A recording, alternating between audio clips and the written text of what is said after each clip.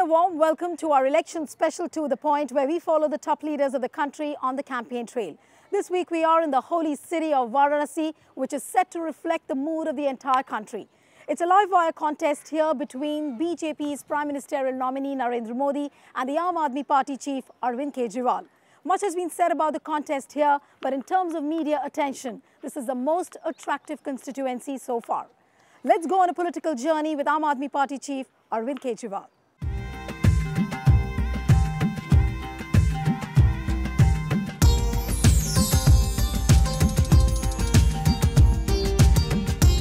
The political pitch gets stronger and stronger in this city of weavers and temples. Varanasi is witnessing a mega electoral battle between Aam Aadmi Party chief Arvind Kejriwal and BJP's PM nominee Narendra Modi. What appeared to be an easy win for Modi could now well turn out to be a tight contest of ideas, ideologies and the victory margin.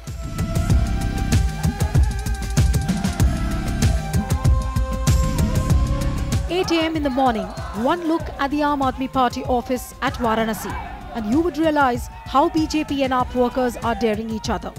BJP workers raiding Modi's slogans right under the nose of Aam Aadmi Party office. This is a scene playing out across the city. Amidst hectic campaigning by both parties, entire Varanasi has been subsumed by the buzzword of Narendra Modi and Arvind Kejriwal. If Modi holds out hope for the people on the development front, Kejriwal is also showing a mirror of an honest government where there's no place for corruption.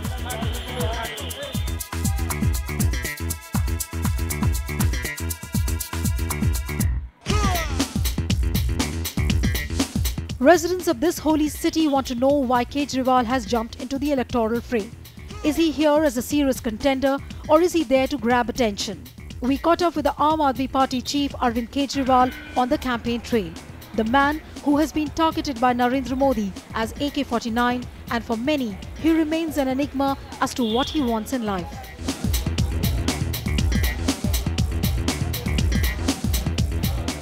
Kejriwal, who's been projected by his people as the second Gandhi, believes in the Gandhian way of protest. After his colleague and former minister Somnath Bharti was assaulted, there was no way out for him but to sit on a silent protest at the symbolic Asti Ghat, expecting a miracle from the river Ganga.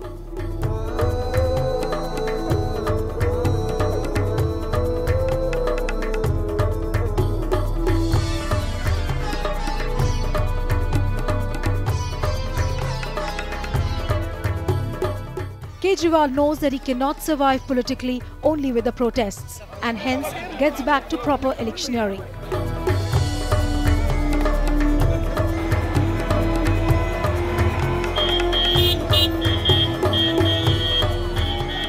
Arvind, welcome to Rajya Sabha Television. We're shooting your campaign trail and after a long wait, we've finally come to talk to you.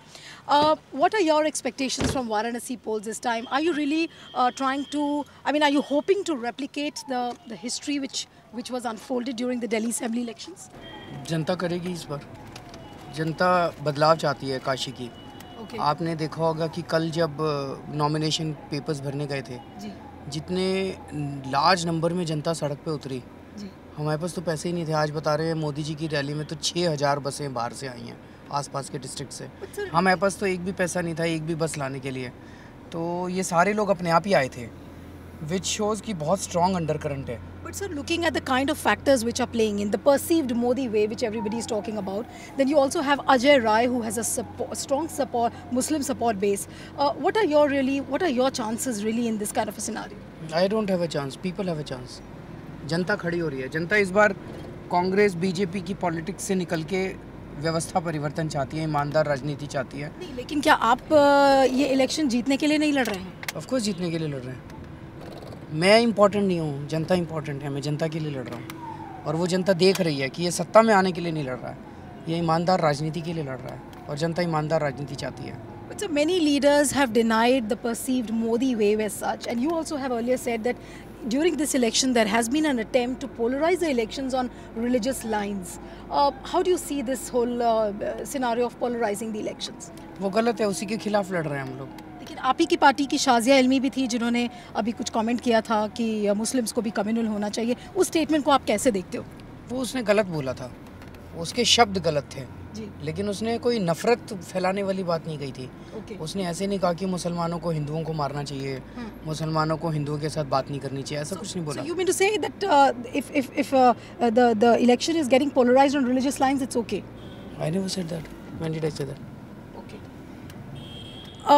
According to a latest survey which has been conducted, the Lokniti CSDS survey says that the vote share of AAP has gone down from 3.9%, from 4.9% to 3.9%. How would you really explain that? ये opinion polls में हमारा graph बहुत नीचे आ रहा है और ऐसा क्यों हो रहा है आपको? क्यों सड़कों पे हमारा ग्राफ बहुत ऊपर जा रहा है। ये डाइकोटमी कैसे आप एक्सप्लेन ये करें? डाइकोटमी है क्योंकि ओपिनियन पोल सारे बेचे और खरीदे जा रहे हैं। अच्छा। सबको पता है, आप ही लोगों ने, मीडिया वालों ने इसको एक्सपोज किया था कि किस तरह से पैसे के बेसिस पे ओपिनियन पोल बनते हैं। But so many political experts are also saying that this drop in the vote share has got to do something with the fact that you quit the Delhi government, you didn't do much for the governance of the people at that point of time. तो आपका दिल्ली सरकार छोड़ने का जो decision था वो उससे बहुत ज़्यादा कुछ एसोसिएटेड। मैंने कहा ना कि टीवी वालों को और ओपिनियन पोल वालों को लग रहा है कि ग्राफ डाउन जा रहा है और सड़क पे लग रहा है कि ग्राफ ऊपर जा रहा है, तो कहीं ना कहीं तो गड़बड़ है। तो आप बिल्कुल भी पोल प्रोजेक्शंस जो कह रहे हैं आप उसे नहीं मानते? सारे फर्जी हैं एक नंबर के। चलिए सारे फर्जी है, वो तो भी पता चल जाएगा 16 मई को जब रिजल्ट आएंगे। हर रिजल्ट्स में पता चल रहा है जी। दिल्ली के रिजल्ट में ये ओपिनियन पोल कह रहे थे 3 सीट मिलेगी जी। आपको नहीं लगता उन चैनल्स को देश से माफ़ी मांगनी चाहिए? या तो उन चैनल्स को सर्वे नहीं कराने आते या पैसे खाए थे, उनको सर्वे कराने बंद कर देने चाहिए। नहीं, आप देखो बड़ा स्टेडली पहले शुरू किया, मोदी जी को 160 सीट मिलेंगी 4 महीने पहले, फिर 170, 180, 275 पे लाके खड़ा कर दिया, बहुत सिस्टमैटिकली। शर्म आनी चाहिए इन चैनल्स को। बट लेकिन सर ये बताइए कि पूरे देश में कांग्रेस और बीजेपी ऐसी पार्टीज हैं जिन्होंने प्री पोल टाइप्स कहीं ना कहीं किसी न किसी पार्टी से कर रखे हैं। आपने किसी भी पार्टी से टाइप नहीं किया है, तो आपको जो नंबर्स लाने के लिए पार्लियामेंट में आपको नहीं लग रहा कि there is a need for you to ally with the party somewhere to get enough numbers in parliament? इस बार जो मुझे लगता है कि 2 चुनाव सबसे महत्वपूर्ण है, अमेठी का और वाराणसी का। जी। अमेठी में राहुल गांधी जी हारने वाले हैं, अच्छा। वाराणसी में नरेंद्र मोदी जी हारने वाले हैं। लेकिन बहुत लोग ये भी बोल रहे हैं कि आपकी जो ये वाराणसी की फाइट है वो सिंबॉलिक फाइट है। You yourself have said that you are not contesting to win. मैंने कब बोला? मैंने तो नहीं बोला। कब बोला मैंने? आप जबरदस्ती मेरे मुंह में शब्द डाल रहे हो। सर मैं शब्द नहीं डाल रही हूँ, जो आ रहा है पेपर्स ही आपको कोट कर रहे हैं। पेपर्स दिखाओ, कटिंग दिखाओ। चलिए मैं आपको कटिंग भी दिखा दूंगी, लेकिन अब ये बताइए आप थर्ड फ्रंट से अलाइ करना चाहते हैं कि नहीं? आपकी क्या राय है थर्ड फ्रंट के ये ऊपर? 2 पार्टियां, ये 2 अगर हार गए, जी, ये नरेंद्र मोदी जी और राहुल गांधी जी। राहुल गांधी जी, अब सोचो 16 मई का दिन है, आप टीवी के सामने बैठे हो, नतीजे आते हैं और पता चलता है राहुल गांधी जी हार गए 2 लाख वोट से। अच्छा। अगले दिन कांग्रेस के टुकड़े टुकड़े हो जाएंगे, लेकिन कांग्रेस नहीं बचने वाली। और अगर आपको लगता है नरेंद्र मोदी जी हार गए, आप सुनते हो टीवी में, अगले दिन बीजेपी नहीं बचेगी। लेकिन सर ये दोनों पार्टियां नहीं बचेंगी। चलिए मान लिया 1 साल के अंदर जी ये सारी छोटी छोटी पार्टियां लड़कट के मर जाएंगी। लेकिन सर मुझे ये बताइए तो फिर ऑप्शन क्या है? मान लीजिए इस देश के लोग ऑप्शन है। आप बहुत ज़्यादा फंस गए हैं इन पार्टी के चक्करों में। इस देश के लोगों से उम्मीद निकलेगी, इस देश के लोग ही उम्मीद है। ये पार्टी और ये नेता उम्मीद नहीं बचे, इनको डिमोलिश होना पड़ेगा और ये डिमोलिश होंगे। सर आप कह रहे हैं कि लोग उम्मीद है, आपने भी एक उम्मीद दिखाई थी दिल्ली इलेक्शंस के टाइम। 49 डेज के बाद आपको अपनी सरकार खुद ही छोड़नी पड़ी, तो आपको नहीं लग रहा है कि लोगों के मन में एक डाउट भी है? मैं यहाँ पे वाराणसी के स्ट्रीट्स में जब जा रही थी and people were sceptical whether Arvind Kejriwal will be able to deliver or not after your 49 days of governance which you showed. तो मैं भाग के थोड़ी गया हूँ, अभी दोबारा चुनाव लड़ेंगे। 49 days is not the end of the world. अभी दोबारा चुनाव लड़ेंगे, दोबारा करेंगे आगे।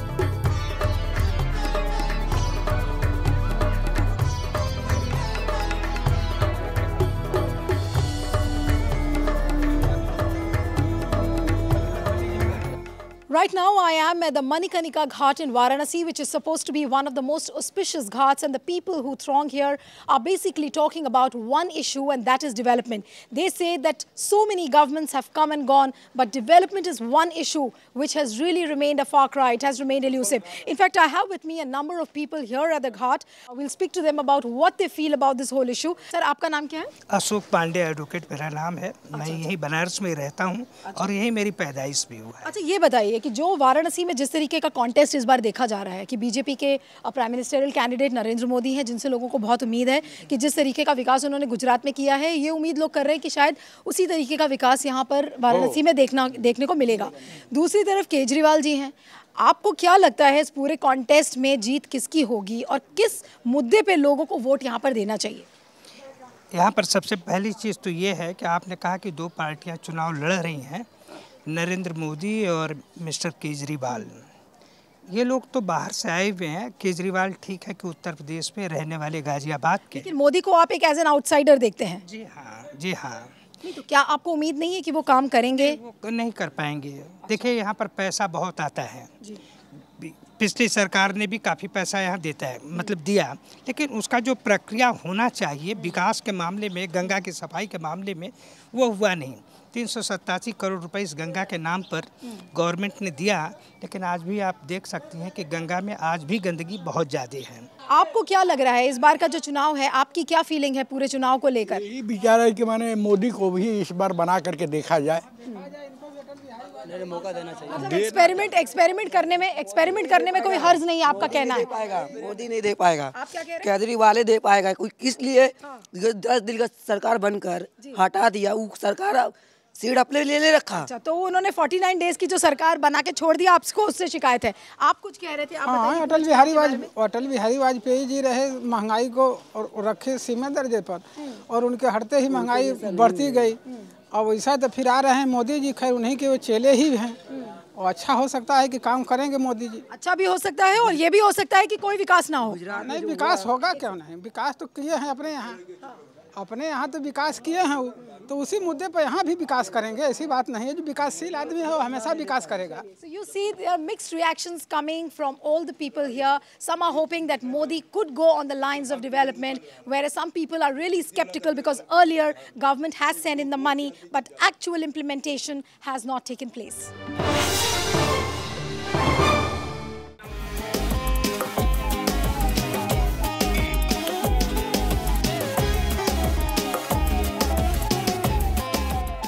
You've seen the euphoria and the rhetoric on the streets of Varanasi, where people have gathered to catch a glimpse of Arvind Kejriwal, who's perceived by many as a giant killer of politics. But when questions are raised over the way in which he handled the Delhi government during his 49-day stint, people express doubts.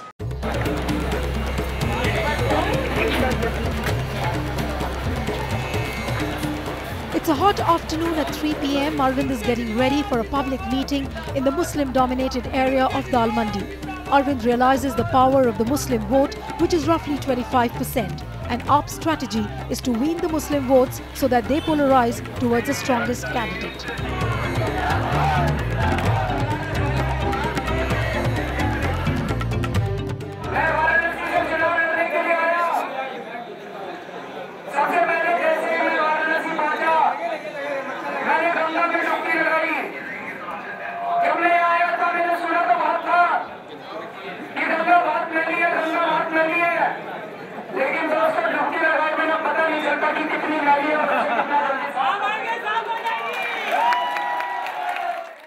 In all his election speeches, Kejriwal talks about only one issue, and that is corruption.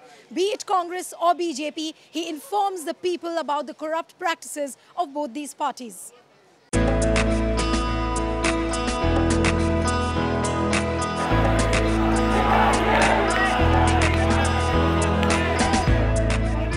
Kejriwal never forgets to address the Valmiki Samaj and hence makes beeline to the Dalit Bastis, where he's greeted with enthusiasm and furor. His message is very clear: why he had to quit the Delhi government and now how he plans to wipe out corruption to help the lower middle classes. मेरी आत्मा बोली इस्तीफा दे दो, बाहर जाओ, जनता को कहो भाई अब 28 सीट से काम नहीं चलेगा, पूरा बहुमत दो तो आगे और काम करके दिखाएंगे। मैंने इस्तीफा दे दिया, बताओ क्या गलत करा मैंने?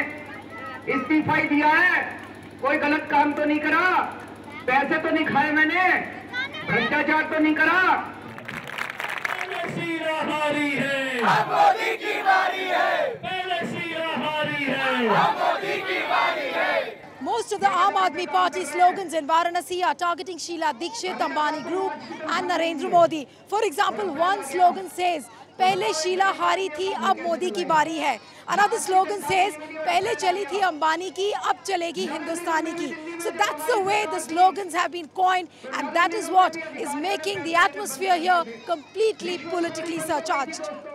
भारत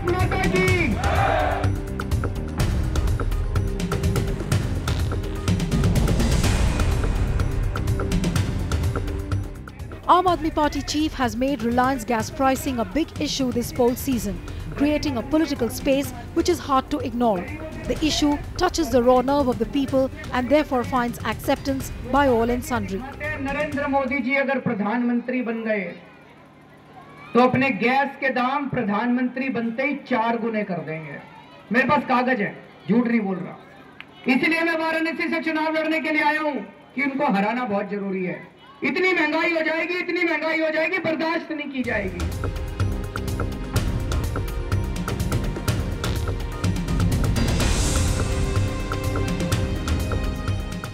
सर ये बताइए कि दिल्ली के भी इलेक्शंस होने हैं। मान लीजिए आप जैसे कह रहे हैं कि बीजेपी भी हारेगी, कांग्रेस भी हारेगी, आपके पास क्या प्लान बी है कि आप लोकसभा के चुनाव में आप अपने आप को आगे करेंगे या आप दिल्ली जाएंगे चीफ मिनिस्टर के पोस्ट पर? आपका क्या प्लान है? एक ही प्लान है जी, देश को बचाना।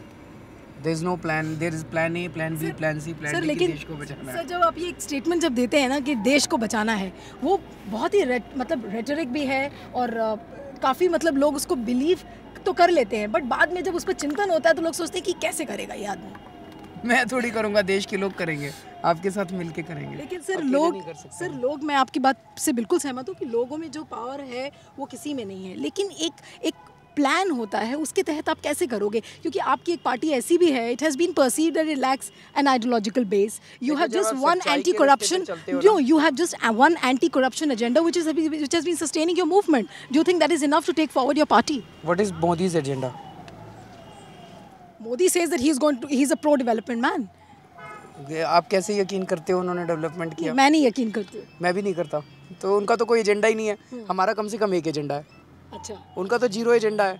हमारा एक एजेंडा एंटी करप्शन, तो बहुत बड़ा एजेंडा है। लेकिन एंटी करप्शन सर, आपका जो विजन डॉक्यूमेंट आया था, the policy document which came of late, which you have listed out in the manifesto, उसमें बहुत क्लियरली कहीं नहीं दिया कि आप इकोनॉमी की चीज़ें कैसे टैकल करेंगे। For example price rise, inflation. Price rise भी है उसमें, इकोनॉमी भी है उसमें, फॉरेन पॉलिसी भी है उसमें। आप उसको अच्छे से पढ़ना। पढ़ा नहीं आपने? नहीं तो जरा दर्शकों को बता दीजिए सर 2 लाइन में कि आप कैसे इकोनॉमी, प्राइस राइज और इन्फ्लेशन कैसे आप हैंडल करोगे? जैसे मैं दिल्ली में था, दिल्ली में हमने सब्सिडी दी, बिजली के दाम कम हो गए, हमने पानी मुफ्त कर दिया, भ्रष्टाचार दूर किया, सीएनजी के प्राइसेस कम हो गए, भ्रष्टाचार दूर किया, भ्रष्टाचार दूर करने से पुलिस वालों ने पैसे लेने बंद कर दिए। तो कई जगह पता चला कि लोगों ने अपने प्राइसेस गिरा दिए। बट सर ये सब जो मेजर्स आपने लिए थे, obviously they were well accepted by the people, but they were also seen as populist measures and experts had pointed out that your entire economy जो विजन है, it was replete of discrete and disparate populist measures. उसको आप कैसे counter करोगे? How are you different from Congress and BJP? Then they are also taking resort to populist measures. कौन से experts से बात हुई आपकी? सर बहुत सारे एक्सपर्ट, जो एक्सपर्ट्स आप जिनका पेपर में नाम लेते हो और जो अरविंद केजरीवाल की क्रिटिक्स हैं वो यही बोल रहे हैं। वही तो मैं कह रहा हूँ। देखो बिजली के दाम आधे किए, टोटल कितना खर्चा आया? 200 करोड़ रुपए का। बस पानी हमने फ्री किया, कितना खर्चा आया? 42 करोड़ रुपए का। टोटल कितना? 250 करोड़ रुपए।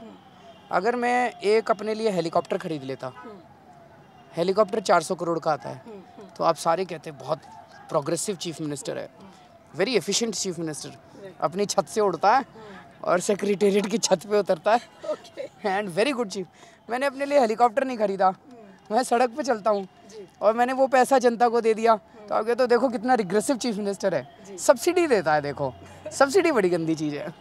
लेकिन आप अपने आप को लोगों के बीच में कैसे बिलीव करवाएंगे कि जो आप जो कह रहे हैं, ठीक है दिल्ली की जनता ने आपको बिलीव किया, लेकिन can Delhi model be replicated across India?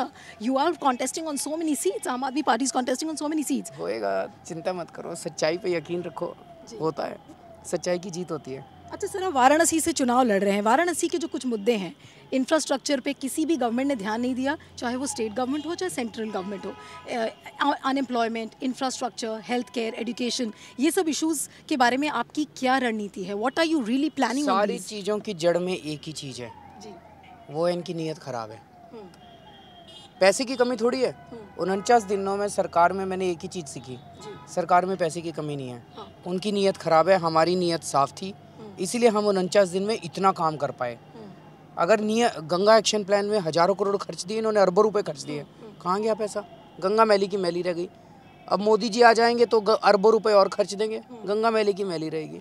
साफ नीयत वालों को वोट दो, ईमानदारों को वोट दो, पैसा अच्छा खर्च होएगा, ईमानदारी से सरकार चलेगी, सारी चीज़ें इंफ्रास्ट्रक्चर भी ठीक। ये भी तो देखा गया कि आपने ईमानदारी की सरकार चला के देखी, लेकिन जो बीजेपी और कांग्रेस जैसी पार्टियां उन्होंने चलाने भी तो नहीं दिया आपको। आप कैसे करोगे? और अब तो आप ज़्यादा बड़े लेवल पर उतर के आए हो। हमारी मेजॉरिटी नहीं थी ना, अब मेजॉरिटी आएगी।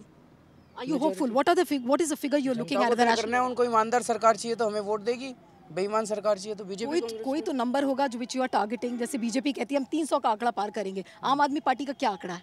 हमारा आंकड़ा है कि सच्चाई की जीत होगी, और वो 300 पार करेंगे, वो सब बेवकूफ़ बना रहे हैं। ये वाला पार्लियामेंट जो है वो फ्रैक्चर्ड मैंडेट होगा, किसी की मेजॉरिटी नहीं आने वाली। ये सारे लड़ेंगे, कटेंगे, मरेंगे। फिर क्या होगा? 1 साल के अंदर दोबारा चुनाव होगा, उसके अंदर जो गवर्नमेंट आएगी वो मुझे लगता है स्टेबल गवर्नमेंट होगी। जब आपने बहुत इंपॉर्टेंट पॉइंट बोला है ये कि अगर 1 साल में आप चुनाव फिर से करोगे, अभी फ्रैक्चर्ड मैंडेट आएगा, थर्ड फ्रंट भी एक फ्रंट बन के आ रहा है, क्या आप उसको ज्वाइन करेंगे? नहीं, हम किसी फ्रंट को ज्वाइन नहीं, हम यहाँ सत्ता हथियाने के लिए नहीं आए हैं, गठबंधन की राजनीति करने नहीं आए हैं, देश बचाने के लिए आए हैं।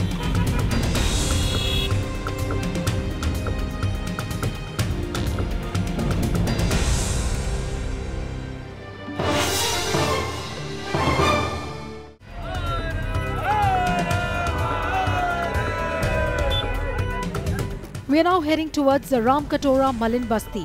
Kejriwal holds a roadshow which is unplanned, looking at the craze of the people.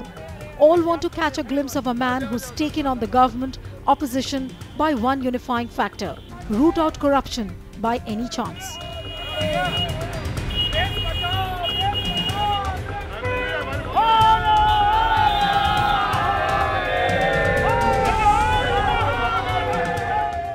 Besides roadshows and rallies, Nukkad Sabhas form an important part of Kejriwal's campaign. He addresses the people with one emotive issue, that Aam Aadmi Party does not have money. He even urges the people to help him wipe out the forces which are fighting elections with money power. Namaskar ji. Jhadu is baar jhadu. How to attract the Hindu votes is a daunting task for the AAP chief. Hence, he takes refuge at the banks of the Ganges. Arvind, I was asking you that Rahul Gandhi and Narendra Modi are on your hit list, but why not Mulayam Singh, Mayawati? नहीं, मैं किसी से hate नहीं करता, मैं hate क्यों करूं किसी से? नहीं, I'm saying they are on your hit list, but why not Mulayam, Mayawati? जो सबसे बड़े इस देश के शहंशाह हैं, 2 पार्टियां हैं ना शहंशाह, भ्रष्टाचार तो सारी कर रहे हैं, सारे एक ही व्यवस्था का हिस्सा हैं। ओके, तो इस बार आपको लग रहा है कि आप बीजेपी के मुंह पर झाड़ू मार सकोगे? नहीं, किसी के मुंह पे झाड़ू नहीं मारनी, वो अच्छी बात नहीं है।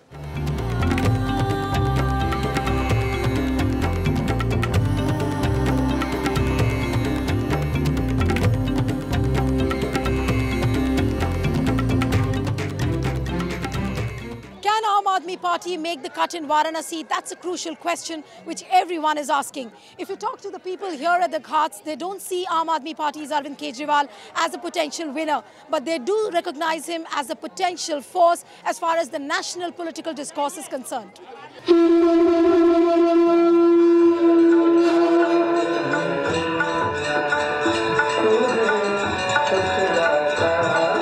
By any rough estimate, at the Dashashwamedh Ghat, there's always a crowd of around 5,000 to 8,000 people, especially during the evening, when huge crowd gathers to have the darshan of the Sandhya Aarti, which is symbolic of Varanasi.